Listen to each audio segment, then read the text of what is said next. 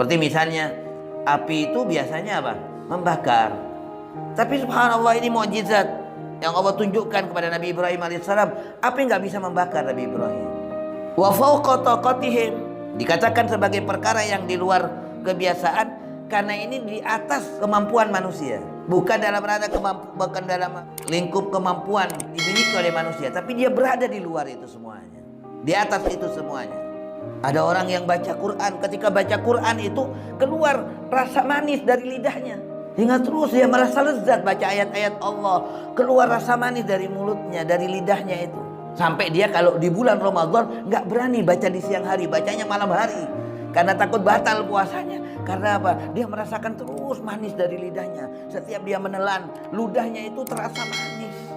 Itu karomah yang Allah berikan. Sampai orang itu nggak berani. Kalau yang kita nggak berani baca Quran di siang hari, bukan karena itu, ya karena malam.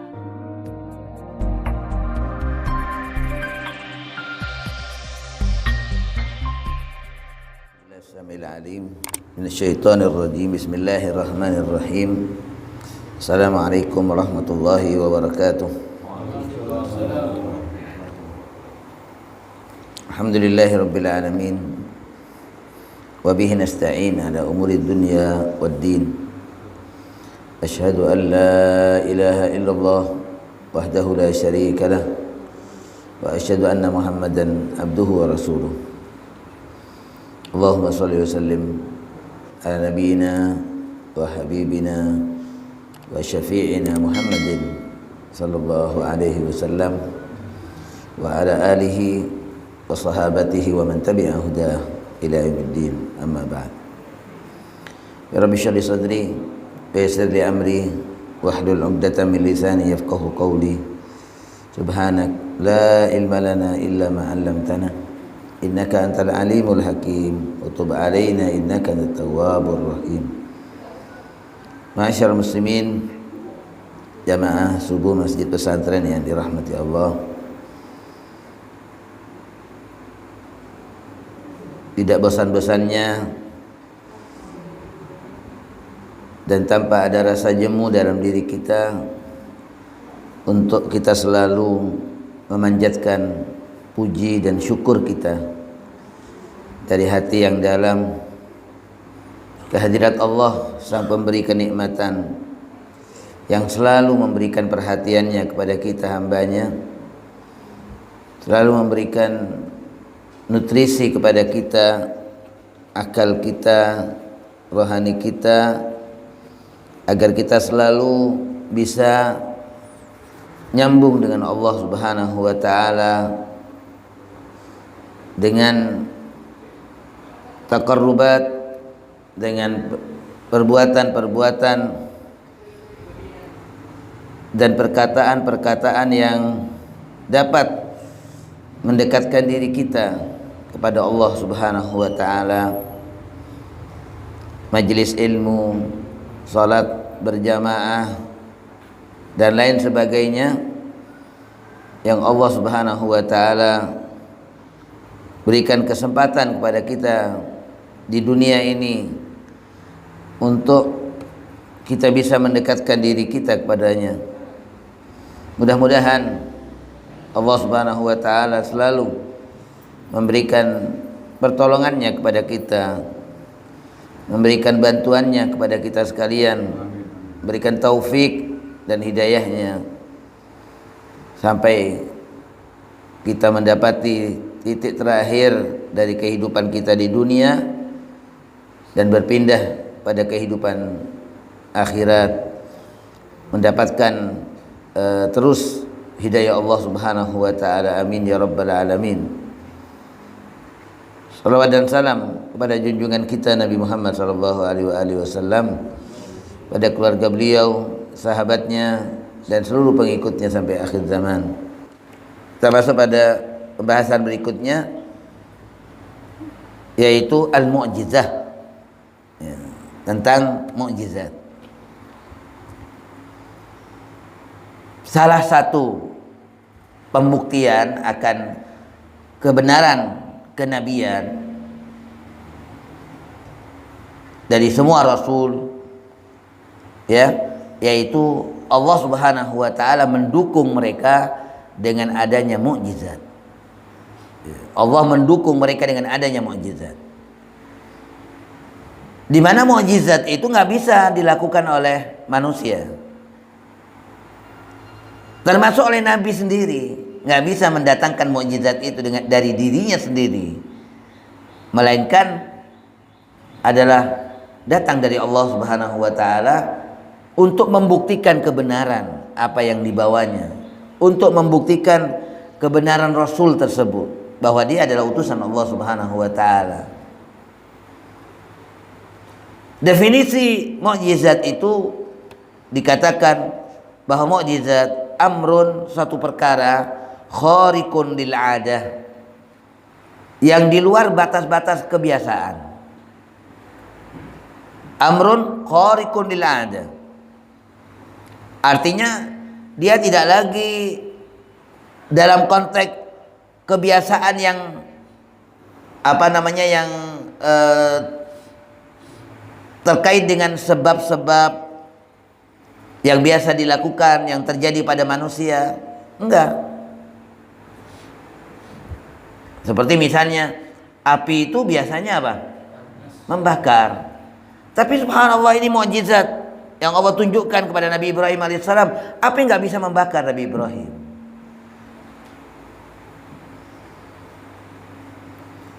Wa fawqa taqatihim, dikatakan sebagai perkara yang di luar kebiasaan karena ini di atas kemampuan manusia. Ya, di atas kemampuan manusia. Bukan dalam ranah bukan dalam lingkup kemampuan yang dimiliki oleh manusia, tapi dia berada di luar itu semuanya. Di atas itu semuanya.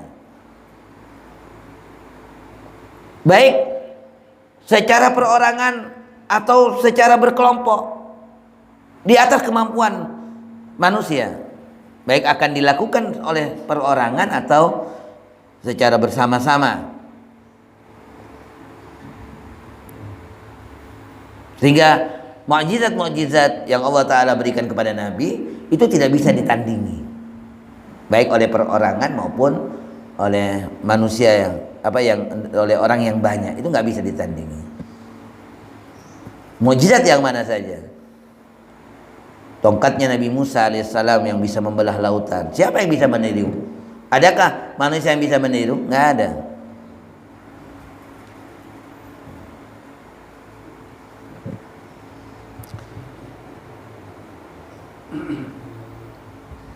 Jadi itu adalah perkara khariqun lil adah, yang di luar kebiasaan. Yudhiruhu Allahu ala yadin nabi, yang Allah tampakkan mukjizat itu pada seorang nabi, di tangan seorang nabi. Tasdiqan lahu, untuk membenarkan, sebagai pembenar terhadap apa yang dibawa oleh nabi tersebut, dan bahwasanya nabi itu datang dari Allah. Fi da'wahu, dalam ajakannya bahwa dirinya Rasulullah, ala jihati tahaddi, dengan jalan at-tahaddi, mengajak orang dan menantang kepada orang, kalau bisa kalian lakukan yang sama. Ala jihati tahaddi, bukan dia diam, bukan. Nabi itu dalam menunjukkan mukjizatnya bukan dia berdiam diri, tidak, tapi dia mengajak orang. Siapa yang bisa menentang dia?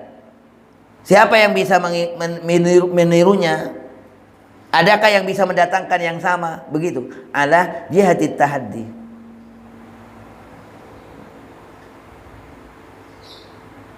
Beda dengan karamah misalnya, yang Allah berikan kepada, yang Allah tampakkan pada orang-orang yang soleh, dari hamba-hamba Allah yang soleh. Dia akan bukan untuk menentang, kemudian ayo siapa yang bisa meniru saya, bukan. Itu bedanya. Justru karamah itu akan disembunyikan oleh orang soleh itu. Kalau dia Allah kasihkan karamah, dia akan menyembunyikannya. Dia berusaha untuk menyembunyikannya. Beda dengan mukjizat. Kalau mukjizat ini memang ditampakkan. Dan dia menentang orang-orang yang bisa menirunya. Siapa yang bisa meniru? Karena memang ini adalah pembuktian terhadap kebenaran yang mereka ragukan, yang mereka yang mereka tentang.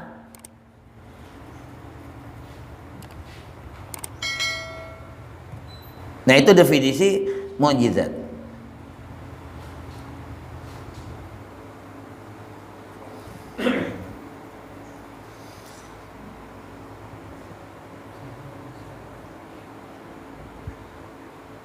Sihir, ya, sihir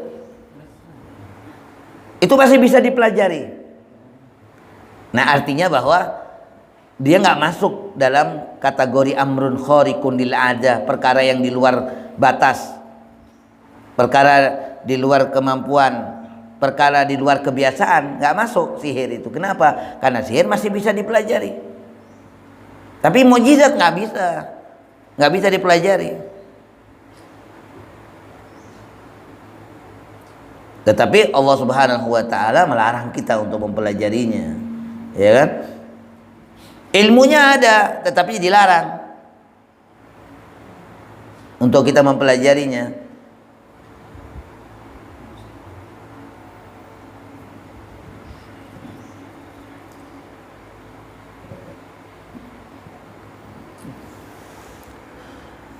Jadi yang Allah tampakkan, kejadian di luar kebiasaan yang Allah tampakkan pada selain Nabi misalnya, itu bukan mukjizat. Ya, jadi yang dikatakan mukjizat adalah perkara di luar kebiasaan yang Allah tampakkan pada diri seorang Nabi untuk membenarkan apa yang dia sampaikan, atas pengakuan-pengakuan yang dia sampaikan, itu mukjizat.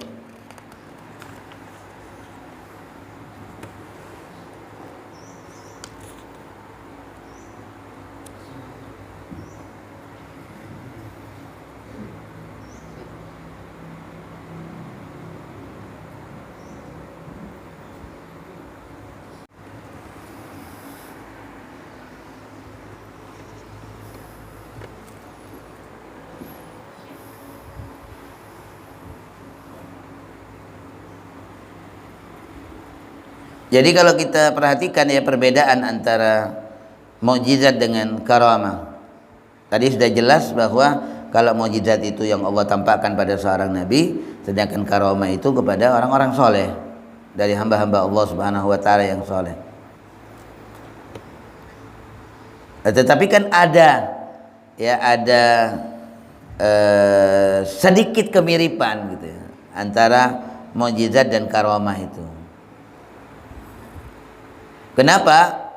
Ya kemiripannya tadi ya karena Nabi, begitu juga orang-orang soleh, ya mereka adalah orang-orang yang mana sesuatu yang melekat pada diri mereka, yaitu adalah keistiqomahan mereka dan kesolehan mereka.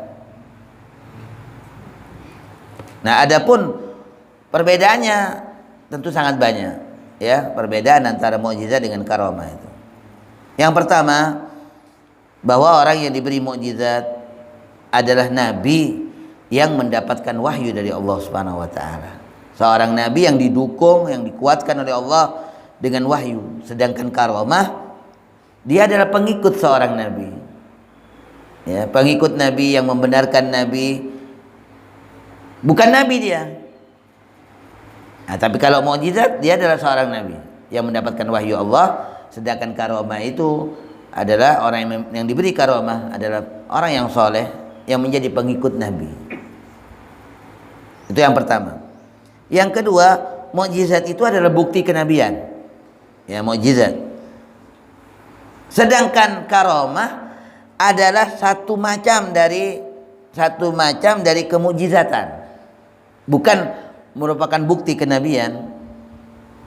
Ya. Nau min mukjizatin Nabi. Jadi itu ada merupakan satu macam dari mukjizatnya Nabi.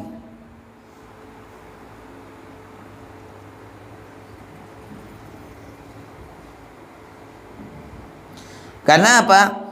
Karena mereka itu orang-orang soleh, mereka diberi karunia oleh Allah Subhanahu wa taala karena mereka memiliki loyalitas terhadap Nabi, karena kedekatan mereka terhadap Nabi, karena ittiba mereka terhadap Nabi.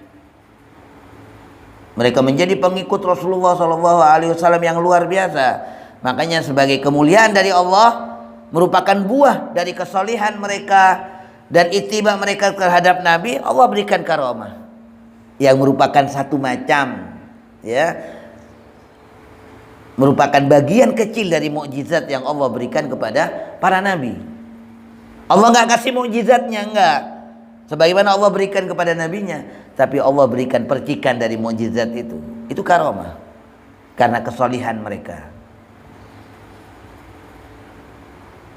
Yang ketiga, orang yang diberi mukjizat, yaitu seorang nabi, dia nggak menyembunyikan mukjizatnya, tapi justru kadang dia menentang orang untuk kemudian bisa melakukan yang sama, untuk membuktikan akan kebenaran pengakuan yang dia lakukan. Itu mukjizat. Sekalipun misalnya banyak sekali mukjizat Nabi Muhammad SAW, di mana Nabi SAW tidak secara terus terang, tidak terang-terangan Nabi, ayo kalau kalian mampu melakukan seperti yang aku lakukan, memancarnya air dari jari-jari Nabi SAW, makanan yang sedikit menjadi banyak dan cukup untuk seluruh pasukan beliau. Nah, beliau tidak mengatakan kepada orang kafir, ayo siapa yang bisa meniru seperti aku. Walaupun itu tidak disampaikan, tapi sudah tersirat demikian. Karena itu mukjizat. Walaupun saya katakan tidak disampaikan secara terang-terangan, bahwa dia menentang orang-orang kafir untuk bisa dan yang tidak percaya terhadap Nabi untuk bisa melakukan yang sama.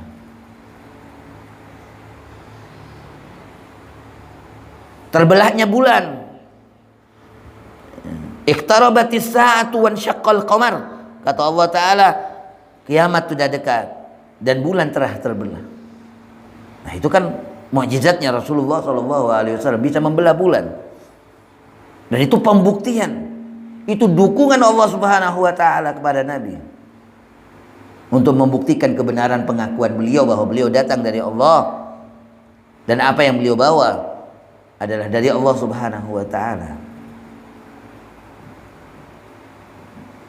Nah, sedangkan karamah, orang yang diberi karamah, dia bersungguh-sungguh berusaha untuk menyembunyikan apa yang Allah berikan kepadanya.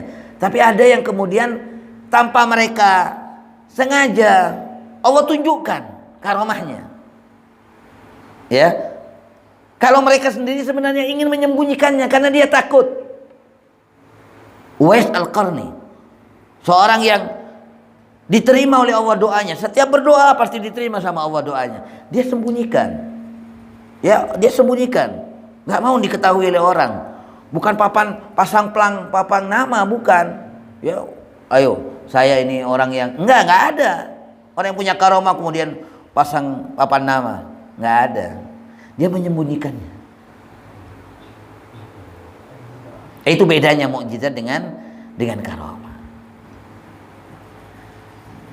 Ketika tampak karamah dari mereka, Allah Subhanahu wa taala ingin menampakkannya. Allah ingin menampakkannya, walaupun mereka sendiri ingin menyembunyikannya.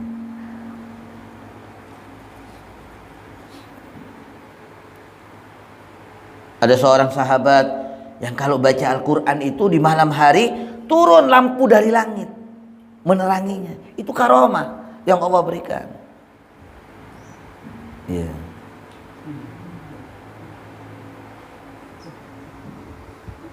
Ada orang yang baca Quran, ketika baca Quran itu keluar rasa manis dari lidahnya. Hingga terus dia merasa lezat baca ayat-ayat Allah, keluar rasa manis dari mulutnya, dari lidahnya itu. Sampai dia kalau di bulan Ramadan nggak berani baca di siang hari, bacanya malam hari. Karena takut batal puasanya. Karena apa? Dia merasakan terus manis dari lidahnya. Setiap dia menelan, ludahnya itu terasa manis. Itu karamah yang Allah berikan. Sampai orang itu nggak berani. Kalau yang kita nggak berani baca Quran di siang hari bukan karena itu, ya karena malas kalau yang kita ini.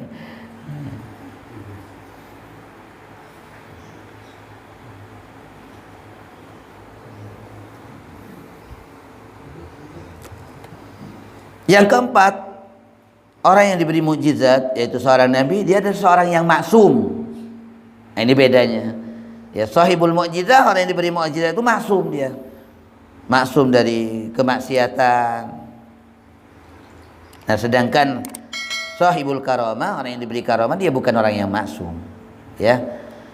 Man dzalladzi ma sa'aqat wa man lahul husna faqat ghairal mustafa alladzi alaihi jibrilu habat. Siapa gerangan yang enggak pernah bersalah? Ya, siapa yang seluruh perbuatannya adalah perbuatan yang baik? Siapa gerangan?